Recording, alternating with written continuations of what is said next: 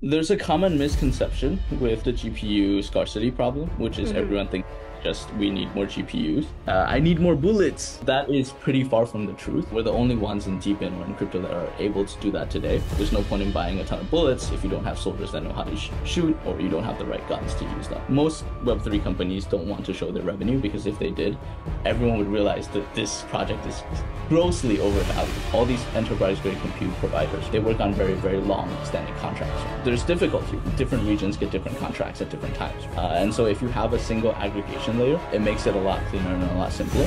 And then when you bring in crypto economics, token economics to it, you're actually able to provide these at a significantly lower cost. See, that's what I love to hear. Let's say you have like a $50 chip. As long as it has access to the internet and has a screen, you could plug into the cloud and you could have an iPhone. Can this underutilized compute actually do what the AI needs to do? A lot of these DePIN projects are still more affected by general crypto sentiment than it is by the AI sentiment. We see crypto projects addressing this GPU scarcity problem by selling nodes.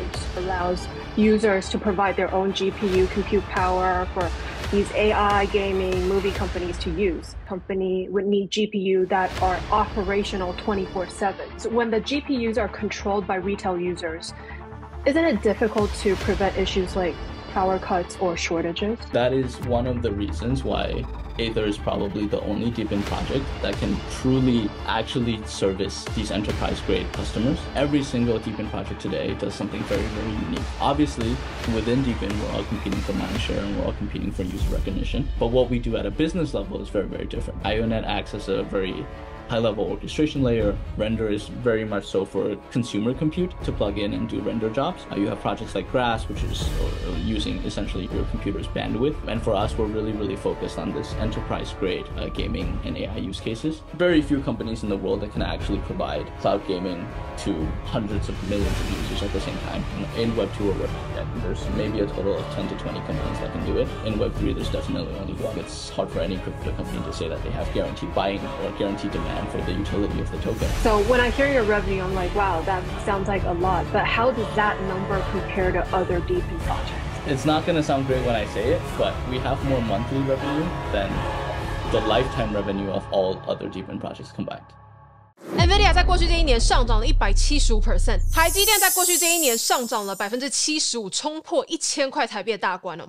Facebook、Dropbox、WhatsApp、Instagram、TikTok 这些很硬底子的公司，都花了好多年时间才达到1亿个用户。OpenAI 旗下的 ChatGPT 只花了2个月就达到了。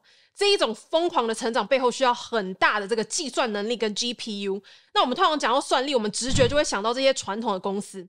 但是加密货币呢，居然也有反映真实世界算力需求的项目哦。这一集很有意思，因为每一个币圈算力领域的项目呢，都想要把自己叫做币圈的 NVIDIA， 对吧？但是谁真的撑得起这个称号呢？让你来评断。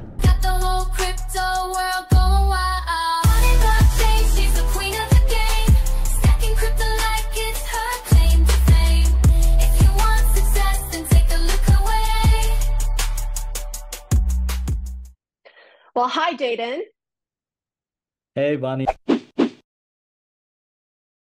Well, thank you for being here. You are the Web3 Chief Architect of Aethir. What is a Web3 Chief Architect? Essentially, what I oversee is a lot of our native Web3 activity. That includes token swaps, staking, DeFi integrations, building out more of the protocol as well. The Aethir team has a very, very strong and extensive background in cloud gaming, low latency inference, AI, building distributed GPU cloud. And I came on to add a little bit more Web3 native flavor to the core team. That's essentially what I look at. I'm also building out pieces for governance and, foundation setup and things like that. So you're a crypto native? Yeah. So I've been in crypto, I think, almost 5 years now, closing in on the anniversary since I first lost a ton of money buying Bitcoin. But what were you doing before joining Aethir then? When I was in university, I had a very small startup in Singapore that was mainly doing marketing and high quality video production for brands like Porsche, McLaren, Bentley, long list of automotive clients here in Singapore. That company, and then got into Web3 and started degening. Prior to Aethir, I was building a protocol as well, but I've since left the team to go full time with Aethir. The next question is, people who are building AI related Web3 projects, what do you see them in common? Like, do they have a common background or have they worked in big tech? In the crypto space, what I've mostly seen is there's kind of two subsets. One is the consumer facing group, right? Which is they're building a lot in AI agents, right? Consumer tools, wrappers around ChatGPT with token incentives. A lot of these are tend to be younger guys from top universities in the US, right? Building out of that new Silicon Valley culture. I think a lot of them were crypto users or crypto natives because of the AI boom. They saw a lot of opportunity in merging the two worlds. Then there's also the infrastructure side, which is a lot of really the deep tech guys, the founder of 4G, who got into crypto and is now building AI protocol as well. A lot of these guys that are building on the infrastructure side, right? Solving a lot of the incentive problems with like open and closed source in AI that we see today. Very interesting demographic, I think, of crypto builders in AI. Because we see there's huge problem with GPU scarcity worldwide, and companies like Google, Meta, they're just racing to buy more and more NVIDIA GPUs. And it seems like people just can't get enough GPUs. So tell us what is happening behind the scene. There's a common misconception with the GPU scarcity problem, which is everyone thinks just we need more GPUs. I need more bullets. That is pretty far from the truth. Okay. There are already a lot of data centers with a lot of existing, whether it's high end to mid end to even low end compute that's out there. The reason Amazon and Google want to amass a lot of this is because they have really good control of the real bottleneck in the GPUs, which is the software layer. In the GPU space, we have kind of three stacks that go from the infrastructure as a service layer, to the platform as a service layer, to the software as a service layer. The software as a service layer is essentially what's closest to what users are used to with their applications and SaaS tools that companies use. But between those tools, like everything that you see on the internet and the actual GPU that's powering that compute, there's actually a layer in between, which is the software layer, right? Which encompasses all of the capabilities that you can do on these computers, which include data cleansing, different types of rendering services, different types of cloud hosting, right? Server hosting and things like that. And so when we look at the overall space, Amazon, Google, they have really, really robust platform layers built either on top of them or with them. And that's why it makes a lot of sense for them to amass GPUs. The Web3 approach has always been give more utilization to these underutilized GPUs, right? We're aggregating GPUs from data centers, from consumers, to be able to be used by applications. But what's starkly lacking, and what I like to talk a lot about with Aethir, is this platform layer, where Aethir's team actually has 10, 15 years of experience building out cloud infrastructure. And that's why we're able to, we'll talk about this later on, but provide some of these cloud gaming, cloud phone, AI training use cases to the biggest companies in the world. We're the only ones in DePIN or in crypto that are able to do that today. And it's largely because there's a lack of software expertise that can actually use this GPU. And so you can think about it as like, there's no point in buying a ton of bullets if you don't have soldiers that know how to shoot, or you don't have the right guns to use them. Can you tell me more about the software? You said there's a lack of software? There's a lack of software expertise, right? And so right now, let's think about it this way. One of the capabilities that Aethir's built is the ability to do cloud gaming. So for example, you could play League of Legends without having to download it. This gets more and more important in the gaming sector because as games, get more AAA, they get more high quality, the file sizes start to become ridiculous. You can't be downloading like a 500 gigabyte game onto your MacBook trying to play it. In making that happen, between the GPU that can actually power and host these games to the user experiencing it and actually being able to play it, there's a lot of software in the middle that actually needs to execute on this. Cloud rendering, right? Real-time instances, all of these different platform, the hardware to actually be able to do the things that we want them to do to create these capabilities. That's where Aethir's team has a really, really strong advantage because of our experiences and what we've been doing, what the team's been doing for the past 10 to 15 years. That's where there's a huge lag today, right? If you look at other DePIN projects like Render or IO.net, a lot of them are just being used for really simple AI inferences, very generic AI rendering use cases. Hey, generate 50 photos for me. And you can take like 2 weeks to do it, as opposed to cloud gaming where you need to use that powerful GPU to create an immediate render for the user to be able to play it, like tens, millions of players to be able to play it within the same server. You said the team has 10 to 15 years of experience. What were you doing before Aethir then? The team, not including me, but the team has a lot of past experience. If we look at from our CEO, Dan, who was the ex-CEO of Riot Games China, all the way down to Kyle, our CTO, with 10, 15 years building AI capabilities, different AI tech, even way before the AI boom. Some of our software and development team that's built a lot of the cloud infrastructure across Asia and Greater Asia during the cloud boom from 2010 to 2020. Aethir's team came together somewhere between 2018 to 2019 to really address the GPU shortage that was in gaming back then. And throughout that time, we've built a ton of infrastructure to support things like cloud gaming, cloud phone. Up until before the protocolization or till today, we've amassed over 30 million, closing in on 40 million in annualized revenue. And that number is now, or it's projected to significantly spike because we have so much demand for this compute from the AI sector. The team came together as people with 10 to 15 years of experience building out Tencent Cloud, cloud gaming infrastructure, live stream platforms, some of the largest live stream platforms in the world, with really this vision of building software that works and allows high-end enterprise companies to be able to access cheaper and underutilized compute. What is Aethir or other Web3 projects' relationship with Web2 companies? Like, are they selling the compute power to them? And at what scale? A lot of Web3 projects, what they're really doing is aggregating compute, underutilized compute from different data center consumers, allowing that compute to be used by their client. The problem, like I said, is because a lot of these DePIN projects lacked the software layer to do really interesting capabilities that actually cost a ton of money. These clients that AWS and Google Cloud tend to serve, the revenue numbers are actually very, very lacking. Some of these companies have public revenue reports, right? Some of them don't. And this is where Aether kind of comes in and changes this. Aether's been building out this infrastructure in a more centralized way in the past. And we have accrued 30, 40 million in ARR, annual realized revenue. As we have shifted last month and this month towards the decentralized model where anyone can plug into this network, anyone can provide compute to these clients, what you're seeing is the existing compute providers are purchasing this amount of ATH to actually utilize the network, right? And so that's where you can expect that there is going to be a lot of demand or a lot of utilization of the token. And to make this more fair, most Web3 companies don't want to show their revenue because if they did, everyone would realize that this project is grossly overvalued, right? If you look at it from a revenue perspective, obviously revenue is not the only way to measure the value of a company, but that's where Aether stands out. Aether actually has real demand and real revenue. We've been servicing some of the largest game companies in the world, the largest telcos in the world that serve hundreds of millions to billions of users. I'm not currently at liberty to disclose the names of these companies, but because we have this revenue, what we're going to be releasing between July and August is this thing that I've called proof of revenue. And what that means is a lot of this revenue and a lot of this demand for compute is actually going to be publicly showcased in our dashboard that's up and coming and also seen visibly on-chain as purchases of ATH to use our protocol so that users can actually understand and see that there's real demand for this utility, there's real demand for this network that can give them more confidence in the project. I know you can't disclose the names, but can you describe who are these companies? One of them is the game publisher of probably the most famous mobile game in the world, it's a shooting game. Another one is both the publisher and developer and owner of one of the largest games in the world, multiplayer games in the world as well. So those are, our cloud gaming use cases. On the cloud phone side, we also have probably the largest telco in the world by user count. Again, I can't say their name, but based on that description, users can probably go and speculate which company that is. There's only a couple that end up fitting that. I assume it's in the US. It is not. Well, what? Yeah. Well, it's not. Okay. Well, I mean, there's telcos are based on country, right? So there's a couple geographies in the world that have the most. Yeah, it's in Asia. Maybe. Okay. Why did the team create Aether? Because you guys were serving Web2 companies, or these team members were working for Web2 companies, and I assume they're very successful. Why Aether? The main problem that Aether has always addressed, whether it was in a traditional model or now in the Web3 model, is the ability for the next generation of enterprise-grade GPU use cases, right? Whether that's very high-end AI training with billions of parameters for model training, or that's, like I said, cloud gaming for billions of users. Why we decided to go ahead and create a distributed network, it just makes a ton of sense that you actually have a very, very large distributed network, and they're all incentivized through one structure, right? And so where the token and the protocol comes in is it's really solving an incentivization problem. Whereas if I have a distributed network where I have H100s from all around the world, they plug into my network. Whenever they don't have SLA that's ongoing, they can plug in and they can commit for a certain number of time. You can think about them like all these enterprise-grade compute providers. They work on very, very long-standing contracts. There's difficulty. Different regions get different contracts at different times. And so if you have a single aggregation layer, it makes it a lot cleaner and a lot simpler. And then when you bring in crypto economics, token economics to it, you're actually able to provide these at a significantly lower cost as compared to doing it in a fully centralized way. Because again, if I'm, let's say, a H100 in Malaysia, I can only service Malaysian clients. I need to have a higher base fee or a higher base service fee to be able to make sure that I'm profitable. But if I'm plugging into this network and I'm able to receive jobs from different places, and there's a software layer in between that's aggregating and distributing for me, I can already lower my initial base cost. And then on top of that, we have like token stipends, tokens that essentially act as very liquid credits to help bootstrap the system. That's where you can amass a ton of high-end compute that can better serve our already existing long list of high-end enterprise-grade clients. So you were already an established Web2 company that turned Web3, is that correct? Yes. And we're now translating all of that revenue into buying ATH to use the protocol.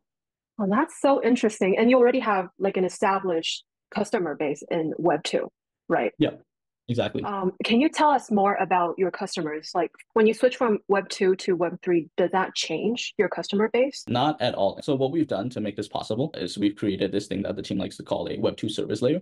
And so what that means is the experience for the customer, the traditional customer of this enterprise, they can't pay in ATH, they can't pay in USDT, they can only pay fiat currency. They can continue to have this existing service. And what we have in the middle is essentially a software layer that allows these users to pay us, or well, not Aether Foundation, but Aether Capital. They pay Aether in USD, and then there's a conversion into ATH, and then that is directly used to purchase the compute from our network over each week to ensure that there's consistent uptime and the GPU providers are still being rewarded the same amount. So yeah, there's essentially no change to the revenue that we're realizing. There's no change to the customer base. They're very satisfied with the existing uptime, the existing performance of the GPUs. All we're doing is allowing all of that revenue to flow into our protocol and flow into our decentralized network to make it even more bullish during the bootstrap period. See, that's what I love to hear, like a real use and like existing revenue stream. You do have 4 business units, right? Cloud gaming, cloud phone, AI training, and edge compute.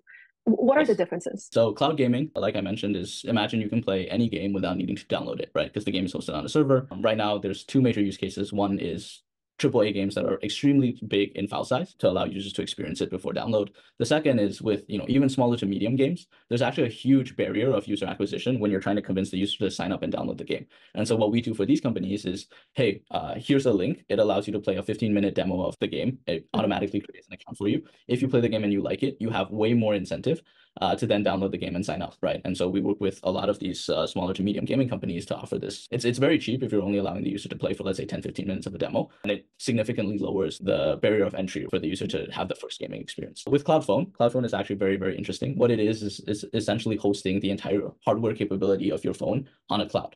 And so what that means is with a link, let's say you had like a $50 chip, as long as it has access to the internet and has a screen, you could plug into the cloud and you could have an iPhone.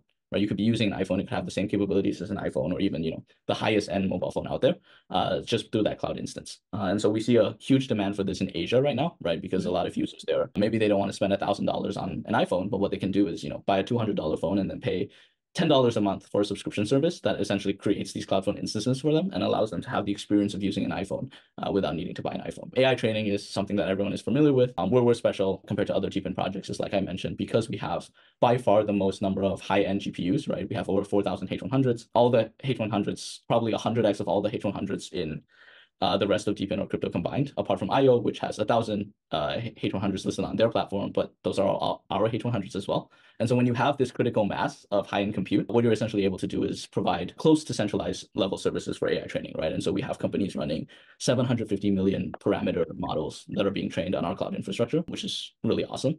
And then finally, edge compute. Edge compute, what it's really talking about is low latency inference for AI. And so what that means is bringing the inference closer to you. And so, for example, let's say you're using ChatGPT or running an instance to ask it a question. If the servers are hosted far away from you, it takes longer for the instance to run, right? Or for that inference to happen.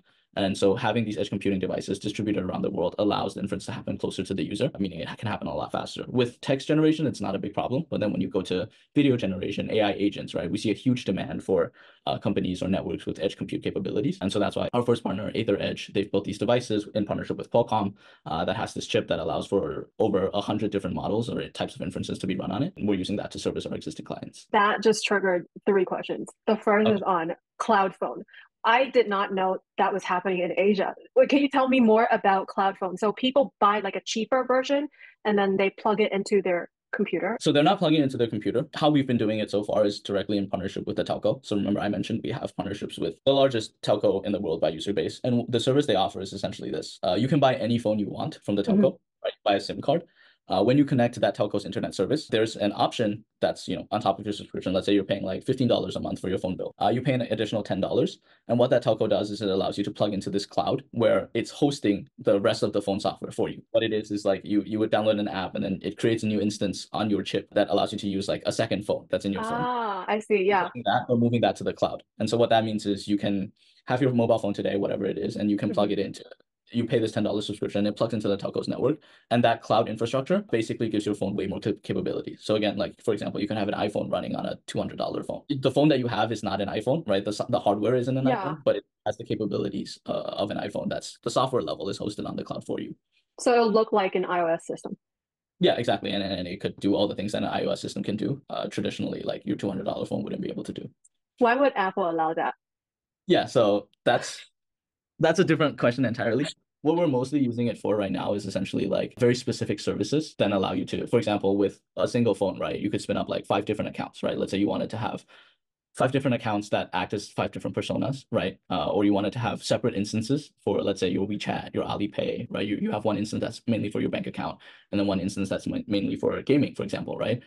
Your phone is, it's cheaper, so it doesn't really have the bandwidth to handle all of these things at the same time. You can spin up separate instances for that and do them separately, and it doesn't overload your phone.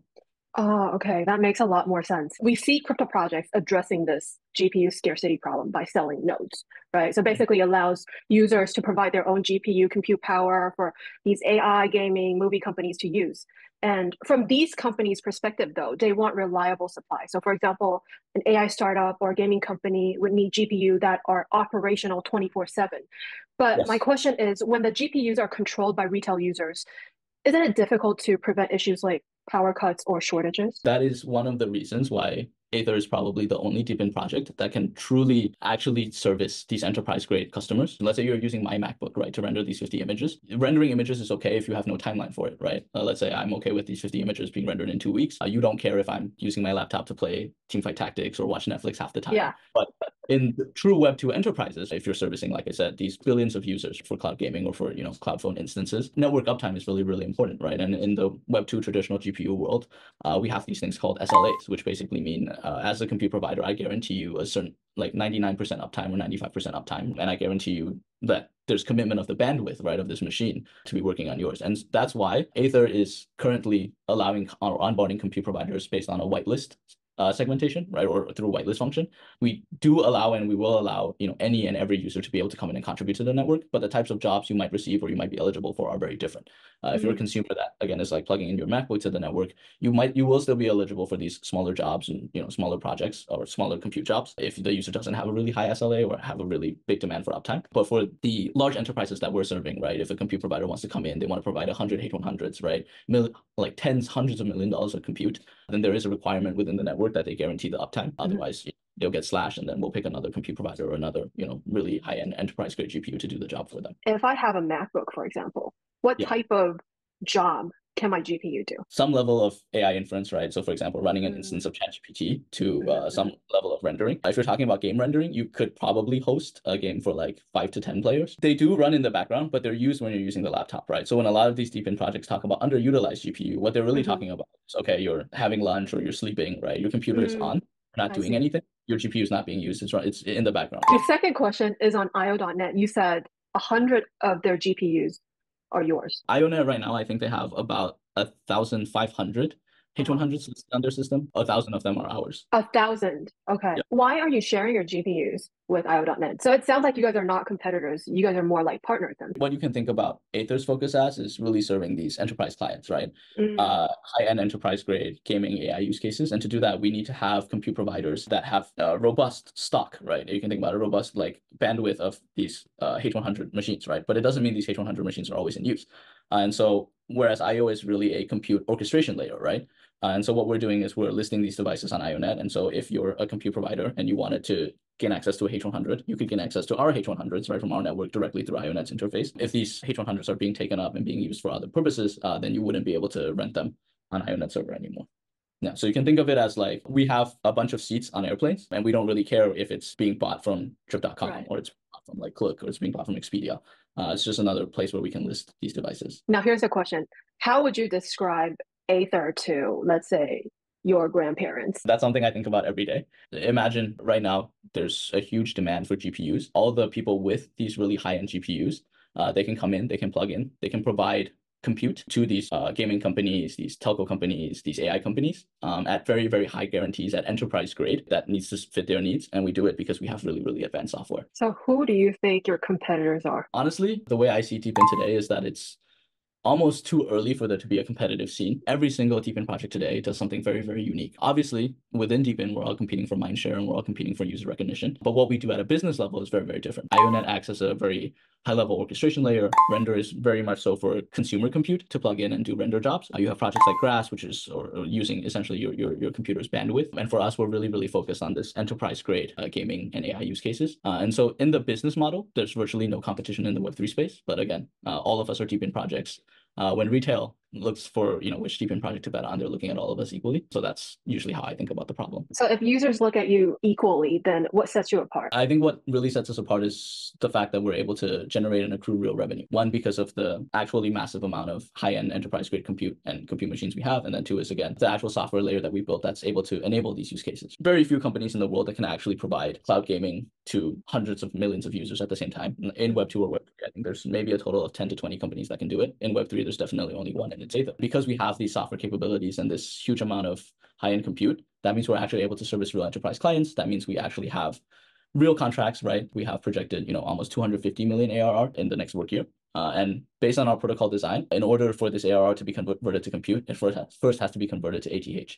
And I think that's a very, very standout point, right? There is just a lot of natural demand for the token even before the token was released because of the way we built out the ecosystem. And that's definitely a standout point, I think, not just in DePIN, but for any crypto company. I think it's hard for any crypto company to say that they have guaranteed by like buying or guaranteed demand for the utility of the token. So when I hear your revenue, I'm like, wow, that sounds like a lot. But how does that number compare to other DePIN projects? It's not going to sound great when I say it, but we have more monthly revenue than the lifetime revenue of all other DePIN projects combined, based on whatever information is public today. That is insane. What are some exciting projects that you're working on? I heard there's Aethir and there is Impossible Finance. Can you tell us more about that? So Aethir is one of the projects within our ecosystem. It's not built by Aethir ourselves. It's a Web3 team that looked at our CloudFront capabilities and were like, hey, we want to build a Web3 version of this. We also have, like I said, Aethir Edge, which is a manufacturing company that came in and said, like, hey, we have tons of experience in building hardware. We have this partnership with Qualcomm. We want to build these edge mining devices to power your edge computing use cases. These smaller ecosystem projects or even larger ecosystem projects like rivals like Carve and Web3 that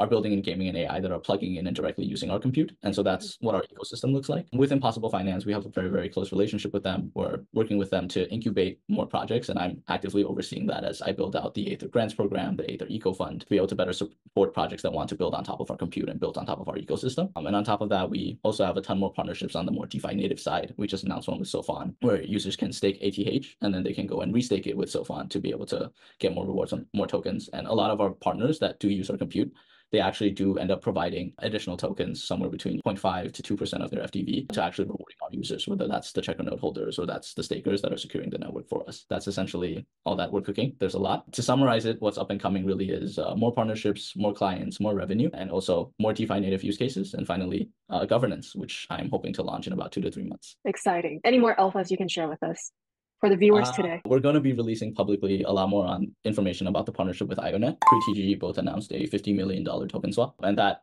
token swap is meant to reward users within our mutual ecosystems. See, before this interview, I thought you and IO.net are competitors, but now you guys are just like best friends working together. I think what we both recognize is that without each other, it's very hard usually for one project to build a sector, right, of crypto by itself. If you look at the L2 space, Arbitrum, Optimism, Base, they all came together. They're all slightly different, but they work together to build out the entire segment, right, of that industry. And I think we both recognize that without each other, it's very hard for us to stand alone and say like, hey, DePIN matters, or like DePIN is a real thing if there's only one project working on it. And so we love to see them win, and I hope they feel the same. I checked your tokenomics, and it says checkers and compute providers will get half of the total token allocation. Can you tell us more about that? So how we've broken it down is, like I said, Aethir was built as a protocol to bootstrap a network that actually makes sense. The checkers, you can think of them as server management software, right? And so they make sure that all the compute providers are actually honest and providing compute and doing the jobs like they said they would, similar to how traditional server management software would maintain the SLAs. Then we have the actual compute providers that are plugging in,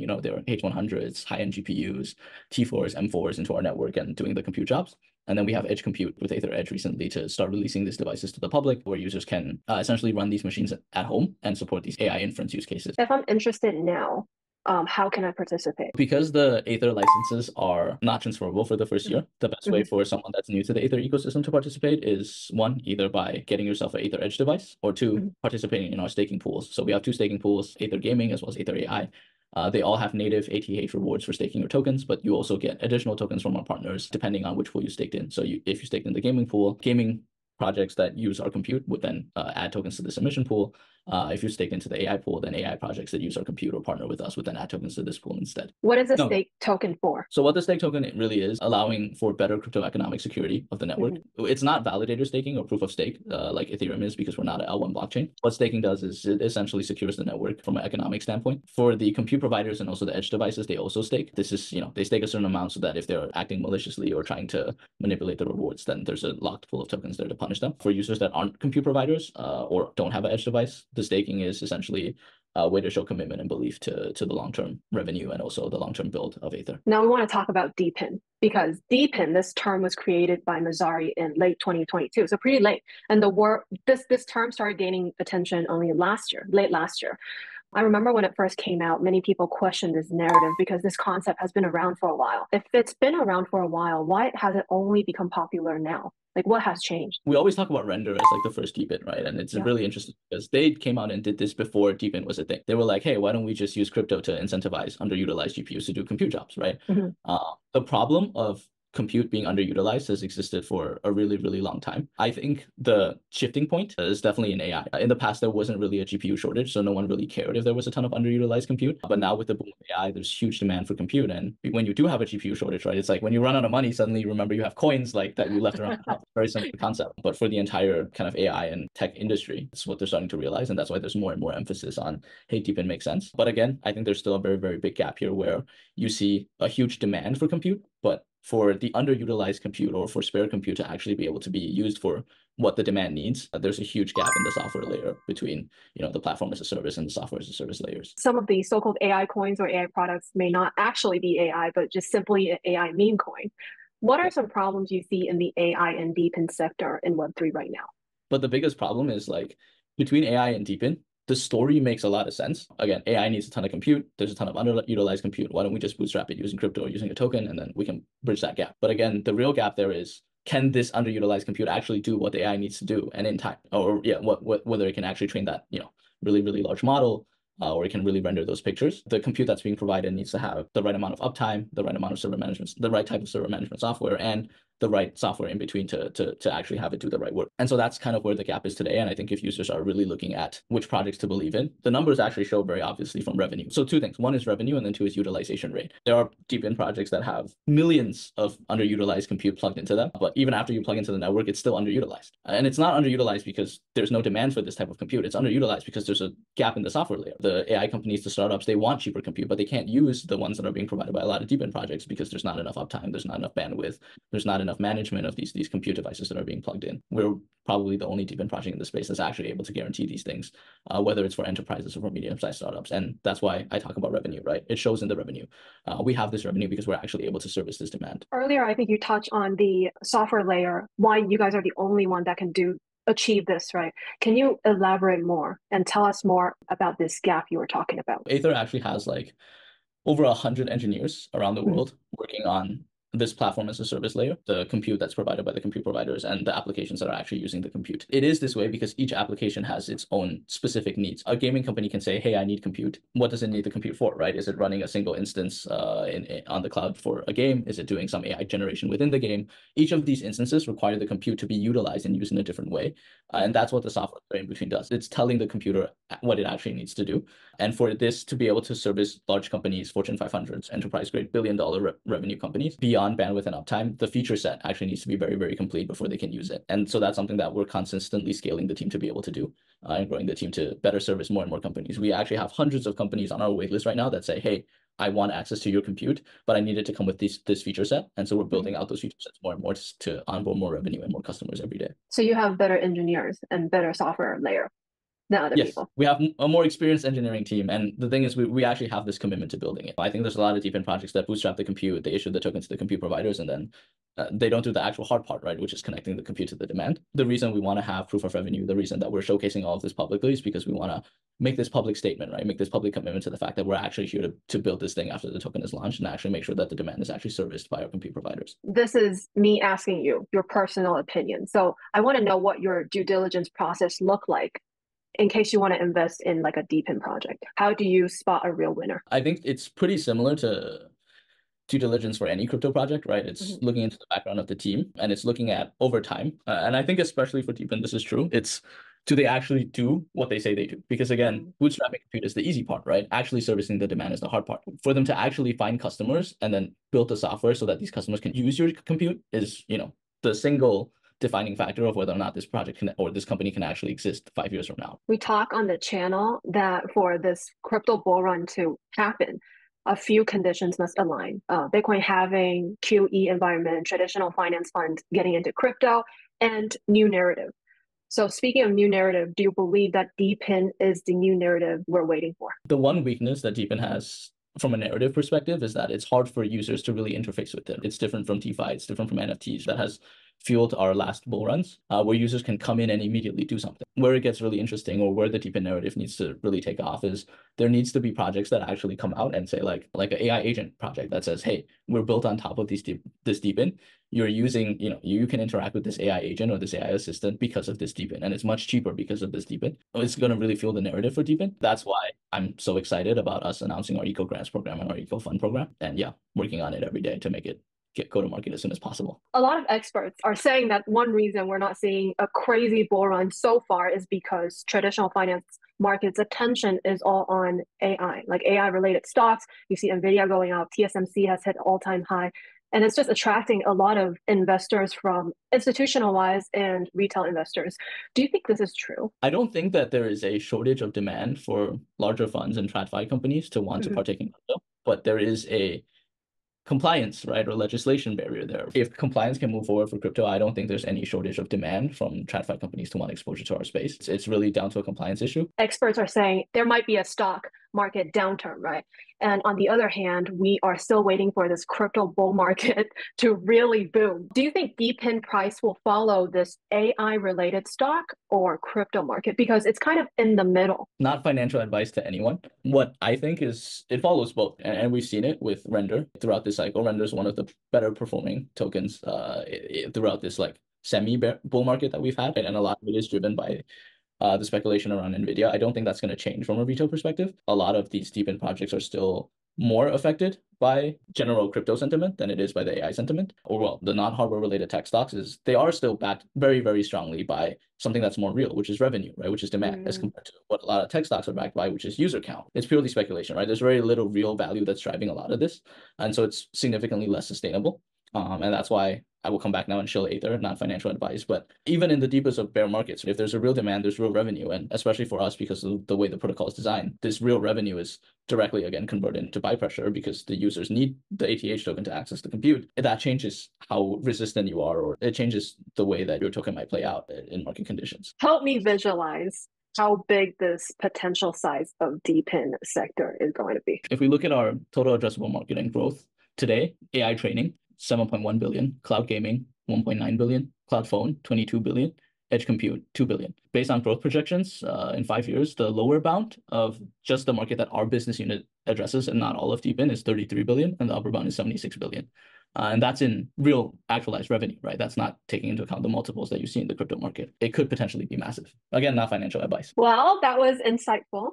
I love that. Anything else you want to add? Something I will end off with is a lot of projects see the token launch or TGE as the beginning of the end. 12th June was when we TGE'd. We haven't even shown more than 10% of what we really have and what we've really been working on the last 4 to 5 years. Protocolization of the real business since 2021, but there's a lot that's ongoing. And if you look at our tokenomics, emissions are planned for 4 years, 5 years, 10 years. We want to be a project that's here to stay. We believe we can do it because we have real revenue, and it's not targeted at driving short-term speculation. It's built towards incentivizing long-term value and long-term participation. Thank you, Jaden. That was very insightful, and I honestly learned so much from you. Yeah, thank you so much for having me. It was an absolute pleasure. 谢谢你看到这里哦，欢迎用下面的连结到 Line 跟 Discord 群组，跟努力的大家一起讨论。我们在 OKX、币安、派网呢，跟其他的大交易所都帮大家争取到了最高8折 20% off 的交易手续费减免。用下面的连结注册呢，你的交易成本就更低了。也欢迎告诉我你接下来想要看什么，我们在币圈继续努力，下一次见，拜拜。